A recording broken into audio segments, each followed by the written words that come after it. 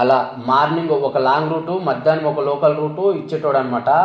Local route కూడా పూర్తిగా ఇవ్వలేకపోతుండే, ఎందుకంటే నేను ఇంకా లర్నింగ్ ప్రాసెస్లో ఉన్నాను కాబట్టి. అప్పుడు మాకు డెలివరీ బాయ్స్లో 2 కేటగిరీస్ అనేవి ఉండేటివి. ఫస్ట్ది సిపిఓ, రెండోది వచ్చి మినీ సిపిఓ. సిపిఓ అంటే సొంతంగా వెహికల్ ఆయనదే, డ్రైవింగ్ ఆయన చేయాలా, డెలివరీ కూడా ఆయన చేయాలా. అలా చేసినందుకు గాను ఆయనకు ఆర్డర్కి 75 రూపాయలు అయితే ఇచ్చేటోళ్ళు అనమాట. నేను మినీ సిపిఓ అంటే డ్రైవింగ్ వెహికల్ కంపెనీది నేను జస్ట్ డెలివరీ చేస్తే నాకు 35 రూపాయలు ఇచ్చేటోళ్ళు అనమాట ఆర్డర్కి.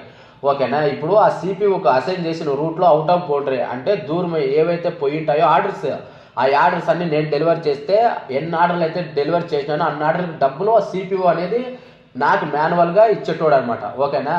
ఆ విధంగా స్టెప్ బై స్టెప్ అనేది నేర్చుకుంటూ వచ్చినాను అనమాట. స్టార్టింగ్లో కంప్లైంట్స్ అనేది వచ్చినా కూడా అవి టైం టు టైం ఇంప్రూవ్మెంట్ చేసుకుంటూ వచ్చినాను అనమాట.